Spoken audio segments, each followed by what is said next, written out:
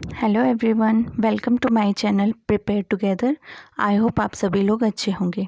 आज इस वीडियो में हम इंडिया की मेजर रिवर्स के बारे में पढ़ेंगे और उनकी रिवर्स की सभी सहायक नदियाँ कौन कौन सी हैं, कौन सी रिवर कहाँ से ओरिजिन होती है, कहाँ पर जाकर उसका एंड होता है और कितनी लेंथ है, वो सभी इंपॉर्टेंट चीज़ें हम इस वीडियो में कवर करेंगे। आपको बता दूं कि इससे पहले भी हम हिमाचल की इंपॉर्टेंट रिवर्स के बारे में पढ़ चुके हैं, तो अगर आपने वो वीडियो नहीं देखा तो उसे भी चैनल पर जाकर ज़रूर देखिए। तो चलिए शुरू करते हैं। अगर बात करें इंडिया की रिवर्स के बारे में, तो इंडिया में दो तरह की रिवर्स फ्लो करती हैं, ठीक है। एक है हिमालयन रिवर्स और दूसरी है पेनिनसुलर रिवर्स। तो सबसे पहले देख लेते हैं हिमालयन रिवर्स कौन सी होती हैं। देखिए, जो हिमालय के आसपास के रीजन से निकलती हैं, जो हिमालय है, देखिए ये है माउंटेन्स, तिब्बत के पास है हिमालय, तो यहाँ के आसपास के एरिया से जो रिवर्स निकलेंगी वो हो गई हमारी हिमालयन रिवर्स। तो हिमालयन रिवर्स में क्या होगा, पानी साल भर बहेगा, साल भर, वो बरसाती रिवर्स नहीं होंगी, ठीक है, क्योंकि हिमालय से जो रिवर्स निकलती हैं उनमें पानी का जो सोर्स होता है वो होता है स्नो के मेल्ट होने से, यानी जब ग्लेशियर्स पिघलेंगे, बर्फ़ का पानी बनेगा, उससे इन रिवर्स को पानी मिलता है, इसलिए इन रिवर्स में साल भर पानी रहता है। इसके अपोजिट अगर बात करें, जो बरसाती रिवर्स होती हैं उनमें बस बरसात के टाइम पर पानी आता है और जब बरसात बंद हो जाती है तो वो पानी सूख जाता है, जबकि हिमालयन रिवर्स में क्या होता है, साल भर पानी रहता है, ठीक है। तो अगर बात करें कि कौन कौन सी इम्पोर्टेंट हिमालयन रिवर्स हैं, तो ये हैं गंगा, यमुना, ब्रह्मपुत्रा और इंडस रिवर यानी सिंधु नदी। तो ये चार इंपॉर्टेंट रिवर्स हैं हिमालयन रिवर्स। और अगर बात करें कि पानी का स्रोत क्या है इनमें, तो गंगा में पानी का स्रोत है गंगोत्री ग्लेशियर, यमुना में है यमुनोत्री ग्लेशियर और ब्रह्मपुत्रा में है अंगसी ग्लेशियर, ठीक है, और सिंधु नदी यानी इंडस रिवर में है मानसरोवर लेक। तो चलिए शुरू करते हैं। चलिए शुरू करने से पहले देख लेते हैं पेनिनसुलर रिवर्स के बारे में भी। तो जो पेनिनसुलर रिवर्स हैं उनको प्रायद्वीपीय नदियाँ भी बोलते हैं। तो ये जो नदियाँ होती हैं ये मोस्टली बरसाती नदियाँ होती हैं, तो इनमें ग्लेशियर वगैरह तो होंगे नहीं, ये मोस्टली हमारे साउथ के एरिया में फ़्लो करती हैं, जैसे महानदी, फिर हमारी कृष्णा, कावेरी और गोदावरी। ये जो चार रिवर्स हैं ये हमारी इम्पोर्टेंट प्रायद्वीपीय नदियाँ हैं। और अगर बात करें कि पानी का स्रोत क्या है इनमें, तो कहाँ से निकली हैं ये, तो महानदी निकली है शिवाशा माउंटेन से। अगर बात करें, देखिए अब देखिए, महानदी निकली है शिवाशा से, ये छत्तीसगढ़ में है। अगर बात करें गोदावरी की, तो ये महाराष्ट्र के त्र्यंबकेश्वर में निकली है। और अगर बात करें कृष्णा नदी की, तो ये भी महाराष्ट्र के महाबलेश्वर नामक जगह से निकली है। और कावेरी नदी निकली है कर्नाटक के कोडागू से। तो चलिए आज हम इस वीडियो में हम हिमालयन रिवर्स को कवर करेंगे। सबसे पहले करते हैं गंगा रिवर। तो गंगा रिवर का मुख्य पानी का स्रोत क्या है, गंगोत्री ग्लेशियर। और गंगा रिवर कहाँ से निकलती है, गंगोत्री से, ठीक है। अगर बात करें गंगा रिवर जब गंगोत्री से निकल गई, उसके बाद ये अलग अलग जगहों से जैसे जैसे फ़्लो करना इसने शुरू किया, तो इसमें बहुत सारी नदियाँ आकर मिली। तो जैसे जैसे इसमें कुछ इंपॉर्टेंट नदियाँ आकर मिली उनको बोला गया प्रयाग। तो गंगा रिवर के बारे में पंच प्रयाग जो बहुत ज़्यादा इम्पॉर्टेंट है, तो उसका कॉन्सेप्ट भी कई बार एग्ज़ाम में पूछा जाता है। तो चलिए देख लेते हैं कौन कौन से इम्पोर्टेंट पंच प्रयाग हैं। तो सबसे पहले है विष्णु प्रयाग। विष्णु प्रयाग है जहाँ पर अलकनंदा और धौली गंगा आकर मिलती हैं, वो हो गया विष्णु प्रयाग। सेकंड है नंद प्रयाग। नंद प्रयाग में अलकनंदा और नंदाकिनी रिवर आकर मिलती हैं। थर्ड है कर्ण प्रयाग। कर्ण प्रयाग में आकर मिली है अलकनंदा और पिंडर रिवर। फोर्थ है रुद्रप्रयाग। रुद्रप्रयाग में अलकनंदा और मंदाकिनी रिवर मिलती हैं। और फिफ्थ है देवप्रयाग। देवप्रयाग में अलकनंदा और भागीरथी रिवर आकर मिलती हैं, जो कि फाइनली फिर गंगा रिवर के नाम से जानी जाती है। देखिए सबसे ज़्यादा इम्पोर्टेंट है देवप्रयाग। देवप्रयाग के बारे में बहुत ज़्यादा एग्जाम में पूछा जाता है, क्योंकि यहीं से ही फाइनली फिर रिवर का नाम गंगा पड़ता है, क्योंकि यहाँ पर आकर मिलती हैं भागीरथी और अलकनंदा। जब रिवर गंगा गंगोत्री ग्लेशियर से निकलती है तो उसको बोला जाता है वहाँ पर भागीरथी। ठीक है, फिर जैसे जैसे इसमें नदियाँ आकर मिलती हैं और जब लास्ट में देवप्रयाग में जब अलकनंदा इसमें आकर मिलती है तो इसका नाम पड़ जाता है गंगा। चलिए देख लेते हैं कुछ इंपॉर्टेंट ट्रिब्यूटरीज के बारे में। ट्रिब्यूटरीज यानी सहायक नदियाँ कौन कौन सी हैं, इंपॉर्टेंट सहायक नदियाँ गंगा की। तो सबसे ज़्यादा इंपॉर्टेंट सहायक नदी है यमुना, दामोदर, कोसी, रामगंगा, गोमती, घाघरा और सोन। और अगर बात करें कि लंबाई की टोटल लेंथ कितनी है गंगा रिवर की इंडिया के अंदर, तो इंडिया में गंगा रिवर की टोटल लेंथ है 2525 किलोमीटर और ये हमारे इंडिया की सबसे लंबी रिवर है। ठीक है, और अगर बात करें कि ये हमने ये देख लिया निकलती कहाँ से है, तो अब ये एंड कहाँ पर होती है, तो ये एंड होती है बे ऑफ बंगाल में। बे ऑफ बंगाल में ये समुद्र में जाकर मिल जाती है। आइए एक मैप की हेल्प से देखते हैं।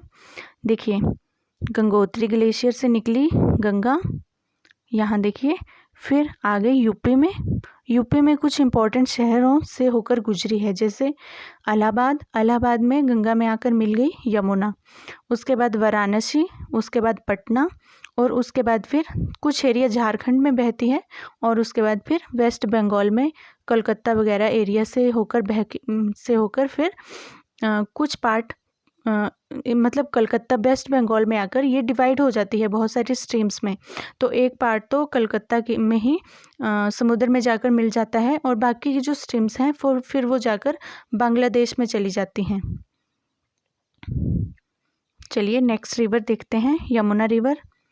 यमुना रिवर की बात करें तो ये गंगा की सबसे ज़्यादा इम्पोर्टेंट सहायक नदी है। ठीक है, सबसे बड़ी सहायक नदी है क्योंकि ये गंगा की। अगर बात करें ये निकलती कहाँ से है, तो यमुना नदी निकली है उत्तराखंड के बंदरपूछ नामक जगह से। ठीक है, बंदरपूछ पीक से, चोटी से। ठीक है, बट पानी का स्रोत क्या है, यमुनोत्री ग्लेशियर। जो बंदरपूछ पीक है उत्तराखंड में, वहाँ पर यमुनोत्री ग्लेशियर है, वहाँ से निकली है यमुना रिवर। अगर बात करें कि इस रिवर में आकर कौन कौन सी इंपॉर्टेंट नदियाँ मिलती हैं, तो इसमें आकर मिली है सिंध, हिंडन, बेतवा, केन और चंबल। और अगर बात करें टॉन्स रिवर सबसे ज़्यादा बड़ी सहायक नदी है यमुना नदी की। देखिए गंगा नदी की सबसे बड़ी सहायक नदी हो गई यमुना और यमुना की सबसे बड़ी सहायक नदी हो गई टॉन्स। अब अगर बात करें कैचमेंट एरिया की, तो कैचमेंट एरिया क्या होता है कि कौन कौन सी जगह से आकर पानी इस रिवर में मिलता है। तो इस रिवर में कौन कौन सी जगह से आकर पानी मिलता है, तो वो स्टेट हैं दिल्ली, हिमाचल प्रदेश, यूपी, हरियाणा, राजस्थान और मध्य प्रदेश। तो इन सभी स्टेट से आकर पानी इस रिवर में आता है। अब देख लेते हैं मैप की हेल्प से। ये देखिए गंगा रिवर के बिल्कुल पैरेलल में फ्लो करती है यमुना। दोनों ही रिवर उत्तराखंड से निकलती हैं, बट गंगा रिवर थोड़ा सा पैरेलल उसके, देखिए ये गंगा रिवर आ गई और उसके पीछे पीछे आ गई यमुना रिवर और दोनों आकर यहाँ पर मिल जाती हैं इलाहाबाद में। ठीक है, अब मैप में देखिए यमुना रिवर निकली सबसे पहले यमुनोत्री ग्लेशियर से, उसके बाद ये हिमाचल प्रदेश में एंटर हुई। हिमाचल प्रदेश में कुछ जगह बहने के बाद ये आ गई हरियाणा में। हरियाणा के बाद फिर दिल्ली, फिर आगरा और फिर यूपी में एंटर हो जाती है और फिर यूपी के बाद फाइनली इलाहाबाद में गंगा रिवर में मिल जाती है। ठीक है, आई होप आपको ये रिवर भी क्लियर हो गई होगी। नेक्स्ट रिवर पढ़ते हैं ब्रह्मपुत्रा रिवर। ब्रह्मपुत्रा रिवर की बात करें तो ये कहाँ से निकलती है, तो ब्रह्मपुत्र नदी निकलती है मानसरोवर झील से। अब मानसरोवर झील कहाँ पर है, मानसरोवर झील है तिब्बत में। तो अगर बात करें मानसरोवर झील की, तो यहाँ से दो और इम्पॉर्टेंट नदियाँ भी निकलती हैं, जैसे सिंधु नदी, इंडस रिवर और सतलुज नदी। ये दोनों भी मानसरोवर से निकलती हैं।